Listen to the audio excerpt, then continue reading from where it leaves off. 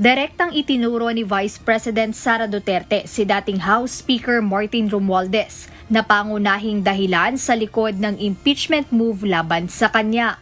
Ayon sa Vice Presidente, ito ay upang bigyang daan ang planong pagtakbo sa pagkapangulo sa 2028 ng dating House Speaker.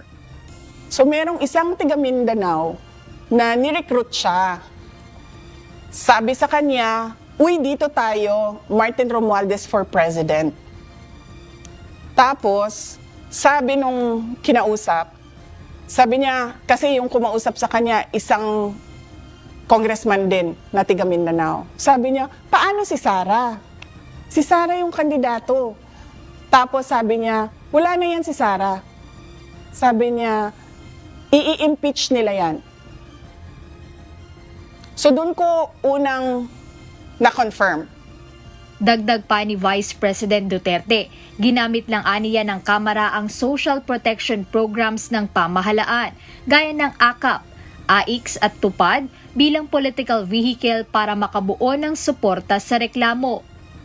Kasi kung makita nyo sa mga sumusunod na budget, nandun yung AKAP, AIX, TUPAD na pinamimigay nila sa bagong Pilipinas caravan nila. Kasi iniisip siguro nila, yun yung paraan kung ito yung vehicle, kumbaga, sasakyan niya papunta sa presidency, yung pamimigay ng pera kung saan-saan. Na hanggang ngayon, by the way, walang tumingin kung totoo nga ba yung mga recipients doon sa AIX at sa TUPAD at sa AKAP na nilabas na pera ng gobyerno.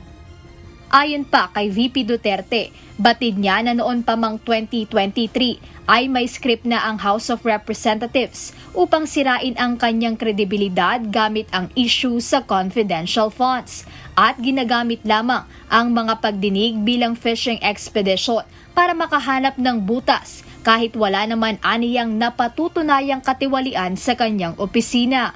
Sa kanyang pahayag, sinabi ni VP Sara na batid niya ring may alam si Pangulong Ferdinand Marcos Jr. sa isinusulong na impeachment sa mababang kapulungan ng Kongreso. Nung lumapit siya sa akin, nasa hagdanan na siya, sinabi niya sa akin, "Don't worry, I'll take care of you." So parang nagulat ako na parang nagsinungaling ka kagabi na hindi mo alam ang impeachment. Why do you need to take care of me? You know something. Diba? Giit ni VP Duterte, mismong ang Pangulo ay kasama sa pagpaplano ng kasong impeachment laban sa kanya at siyang direktor ng lahat ng mga pag-atakeng nararanasan niya. Kasama siya doon. Kasi, bakit mo naman i-deny tapos sasabihin mo, I'll take care of you?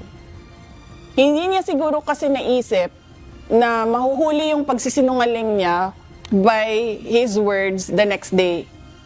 Jed Meresina, UNTV News and Rescue. Diyos ang aming sandigan, serbisyo publiko ang aming pinahahalagahan.